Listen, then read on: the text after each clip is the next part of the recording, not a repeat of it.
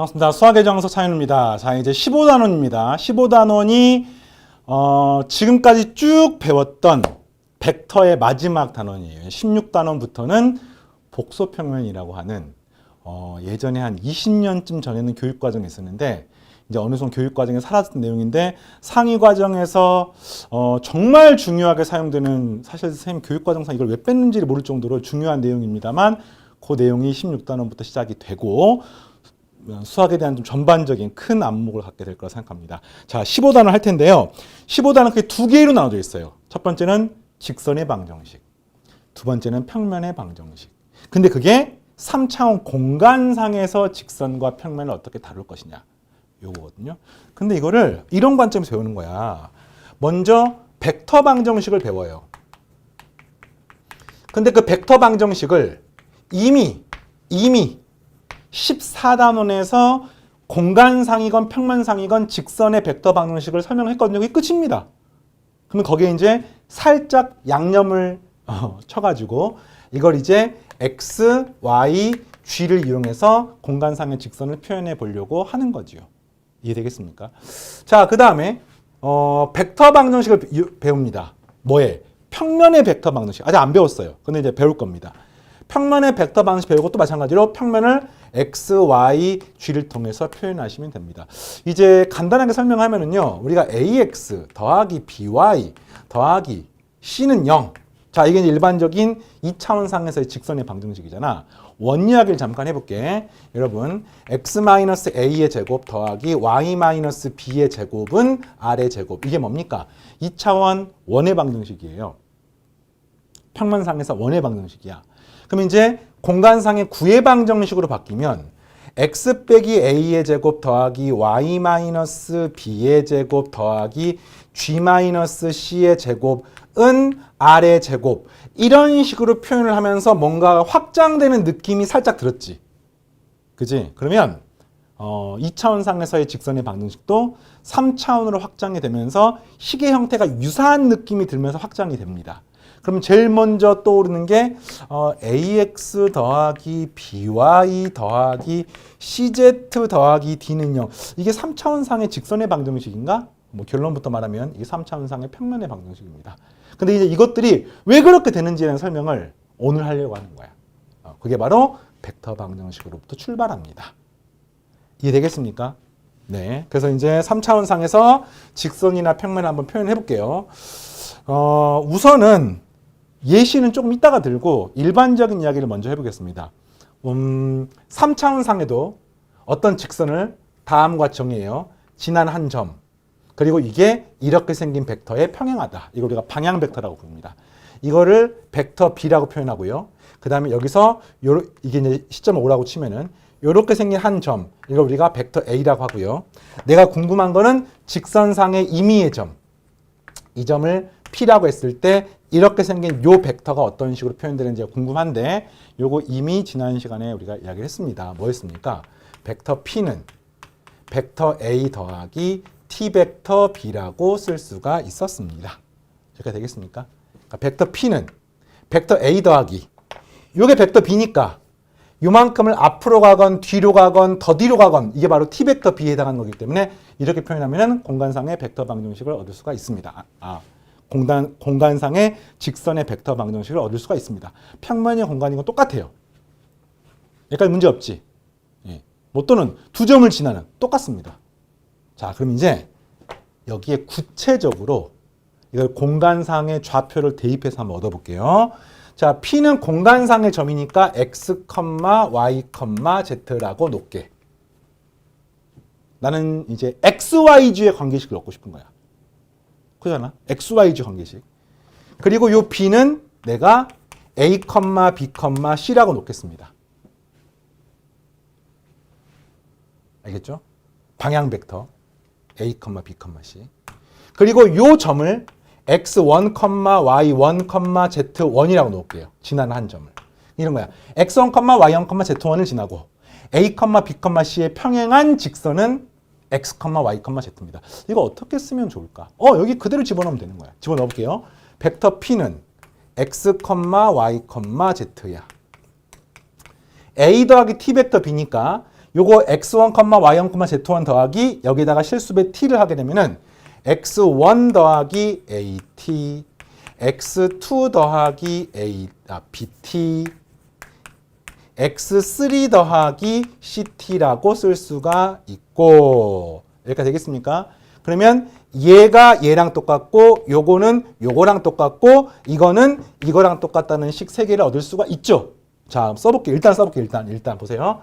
x는 x1 더하기 at, y는 y1 더하기 bt, z는 z1 더하기 ct. 자, 이게 사실은 공간상의 xyg를 이용해서 표현한 직선의 방정식입니다.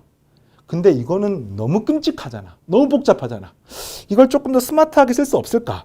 일단 이 중에서 내가 문제에 주어져 있지 않은 수학 기호 하나를 도입을 했어요. 그게 뭐냐면 바로 t라는 문제입니다. 이 t는 문제에 있는 게 아니라 a, b, c나 x1, y1, z1, x, y, g 같은 경우는 내가 이제 표현하고 싶은 식인데 t는 내가 임의로 넣은 값이거든요. 그래서 이 식에서 t를 소거합니다. 어떻게 소거하면 좋을까? at는 x 빼기 x1 따라서 이 식을 t는 이렇게 식을 쓸 수 있습니다. 그럼 이게 넘기고 나누시면은 a분의 x-x1 또 넘겨 나누면은 b분의 y-y1 c분의 z-z1 이라고 쓸 수가 있고 요렇게 얻은 식이 공간상에서 직선의 방정식입니다. 이게 답입니다. 공간상에서 직선의 방정식을 표현하는 방법. 선생님, 평면상의 직선의 방정식 이렇게 표현하지 않았는데요. 이렇게 표현했습니다. 평면상에서 이 직선의 방정식을 벡터랑 똑같잖아요. 이거를 x, y하고 x1 더하기 at, x2 더하기 bt만 있고 이게 없잖아 지금. 그러면 여기서 이 마지막 파트가 없는 거야. 그러면 이것이 평면상에서 얻게 되는 직선의 방정식입니다. 자, 물론 주의할 점이 있죠. 이때 a하고 b하고 c는 0이 되면 안 되지. 왜? 분모에 있으니까. 그래서 이 식은 이렇게. 선생님, 그러면은 이 a, b, c가 방향 벡터인데 이 방향 벡터의 성분이 0이 되면 안 된다는 뜻입니까? 아닙니다. 방향 벡터의 성분이 0이 되는 것도 있습니다. 좀 이따가 보여주도록 할 텐데 일단은 자, 우리가 뭘 정의하면은 공간상에서 직선의 방정식을 x, y, g를 통해서 표현할 수 있다. 첫 번째. 그리고 그것의 출발은 벡터 방정식으로 출발하는데 이거는 평면상이나 공간상의 직선의 방식이 똑같습니다. 그래서 지금 잘 살고 있는 평면상의 직선을 y는 ax 더하기 b를 왜 굳이 벡터 방정식으로 표현했느냐라고 하면은 공간상에서의 직선의 방정식은 기울기 같은 걸로 표현할 수 없기 때문에 바로 벡터 방정식으로부터 확장을 한 겁니다. 이해되겠습니까? 그 다음에 방향 벡터의 각 성분이 중에 하나가 0이 돼버리면 분모가 0이 되니까 이 식은 성립하지가 않기 때문에 다른 식으로 써야 되거든요. 근데 어떤 식으로 쓰냐? 사실은 얘가 최종형이긴 하지만 보통 대부분의 어떤 계산은 요걸 통해서 하지만 사실은 출발이 요게 출발이야. 얘가 출발인 거야. 그러니까 이걸로부터 얘가 나오고 이 식을 t를 소거하다 보니까 얘가 나온 것 뿐이거든요. 근데 문제에서 만약에 b가 0이라고 쳐보세요. 방향 벡터가 a, 0, c라고 해보세요. 그럼 어떻게 됩니까? 이렇게 쓸 수가 없는 거야. 하지만 여기서 b가 0이면요. 이 파트가 통째로 사라지거든요. 이해되겠습니까? 그러니까 방향 벡터가 0인 성분이 있다고 하더라도 문제가 안 돼요. 그런 경우라 하더라도 첫 번째랑 마지막 것은 여전히 성립하죠. 얘는 없지만 a분의 x 빼기 x1은 c분의 g 빼기 g1이라는 게 성립하고 and 뭐가 있는 거예요? y는 언제나 y1으로 고정이야. 다시 말하면 만약에 여기서 b 값이 0이라고 치면은 요 식을 표현하는 과정에서 얘가 잠깐만 이거 오타네 오타입니다. 발견해서 다행이에요. 이게 뭡니까? 이게 y1 더하기 bt고요. g1 더하기 ct입니다. 그치? 이렇게 되는 거고요. 자, 이런 상태에서 b가 0이면은 얘가 사라지니까 언제 이렇게 되는 거야? x, y, z는 x1 더하기 at, y1 그리고 g1 더하기 ct. 그래서 x하고 g는 t를 이용해서 어떻게 표현할 수 있습니다만 y는 영원히 y1으로 고정입니다. 이해되겠어요? 그래서 이렇게 공간상의 직선의 방정식을 표현할 수가 있습니다. 자, 그럼 이제 좀 이따가 예시를 들어볼 텐데 어디까지 정리를 하느냐? 일단 이 식은 외우셔야 됩니다. 외워야 돼요. a분의 x 빼기 x1, b분의 y 빼기 y1, c분의 g 빼기 g1. 분모에 있는 파트가 바로 방향 벡터입니다. 직선의 방향 벡터입니다.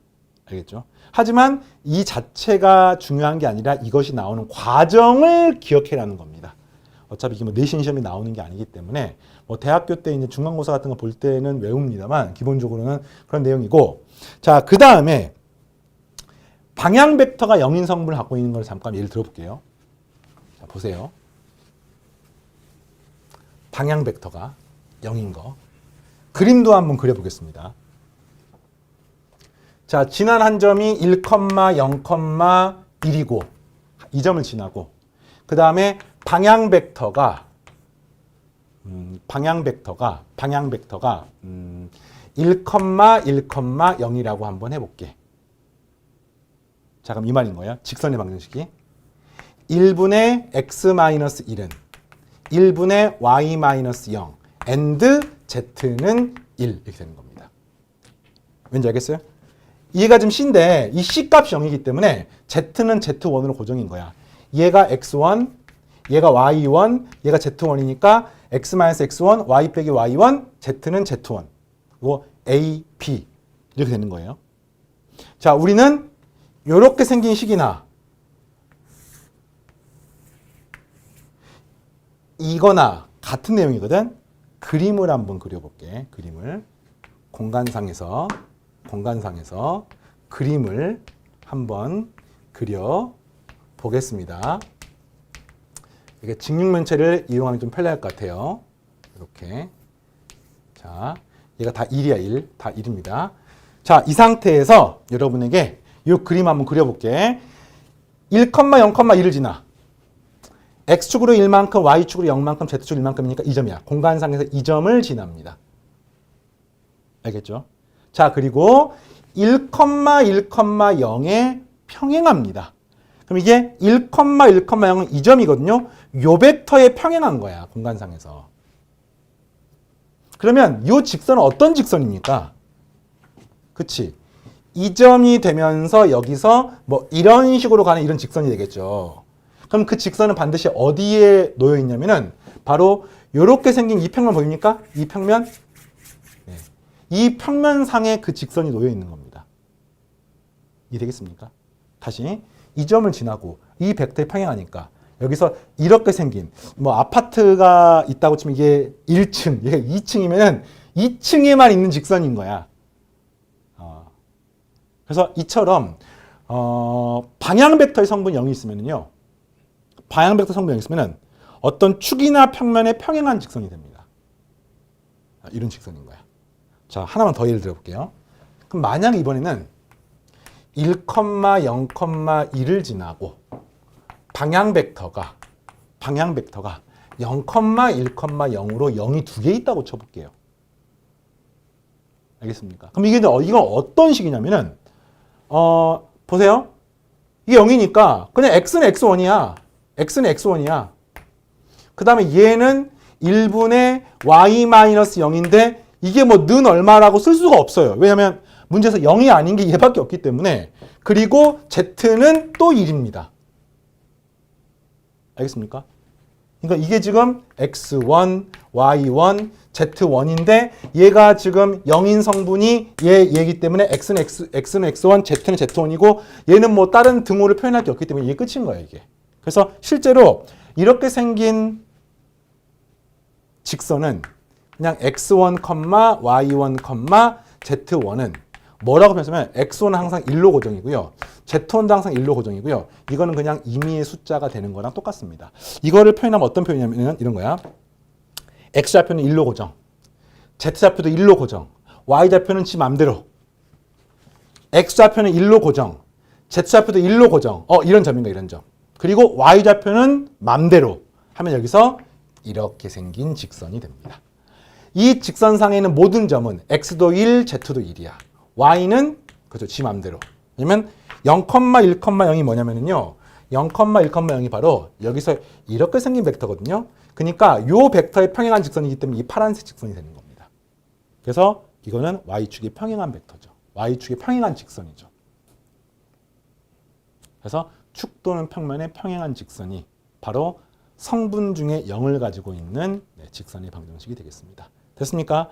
자, 그럼 이제 교재에 나와 있는 몇 개만 더 하고 마무리하겠습니다. 지금 첫 번째 내용을 완벽하게 설명했어요. 네. 그러니까 직선의 벡터 방정식, 점 A를 지나고 벡터 D의 평행한, 뭐 우리가 아까 벡터 B라고 쓰기로 했는데 같은 내용인 거예요. 그래서 벡터 A 더하기 T 벡터 B, 뭐 T 벡터 D 이렇게 쓸 수 있고요. 그 다음에 이거다가 식으로 표현하면은 여기는 뭐 L, M, N이었는데 보통 이제 교과서 같은 데에는 A, B, C로 나오기 때문에 뭐 상관없습니다. 그래서 A, B, C라고 나타나서 A분의 X 빼기 X1, B분의 Y 빼기 Y1, C분의 Z 빼기 Z1인데 이게 이제 방향 벡터고요. 방향 벡터의 성분이 0이 없는 경우에는 이렇게 쓰는데 있는 경우는 방금 들었던 예시처럼 축 또는 직선에 평행하게 됩니다.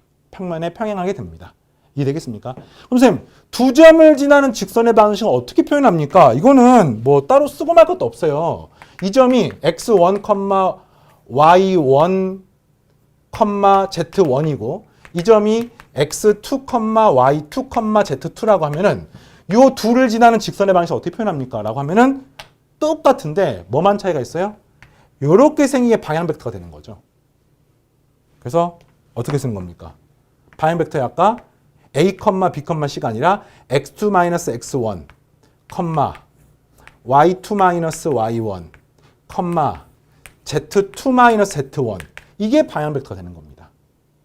그리고 거기다가 지나는 한 점 x-x1, y-y1, z-z1 그러니까 우리가 외웠던 A분의 X 빼기 X1, B분의 Y 빼기 Y1, C분의 G 빼기 G1의 이 식에서 방향 벡터 위치에다가 요거 집어넣으면 끝입니다. 알겠습니까? 그래서 요게 여러분이 알아야 되는 내용들이고 뭐 공식을 외운다란 느낌으로 접근하기보다는 이렇게 표현했을 때 3차원상에 있는 직선을 내가 자유롭게 표현할 수 있겠구나. 그리고 납득이 되죠. 아까 선생님이 이런 거 있잖아요. 이런 거 약간 막 직육면체 그랬잖아요. 이런 걸 보면은 3차원상의 직선을 이렇게 표현했을 때 내가 그걸 갖다가 좌표 공간에다가 구현했을 때 이런 직선이 되는구나 납득이 됩니다. 알겠습니까? 자, 오늘 여기까지 하고요. 그럼 이제 마지막으로 남아있는 게 한 번도 경험하지 못한 평면의 방정식이 남아있습니다. 이거는 다음 시간에 할 테니까 평면까지 마무리하고 깔끔하게 공간 파트 마무리하고 이제 새로운 단원으로 넘어가겠습니다. 여기까지입니다. 마치겠습니다.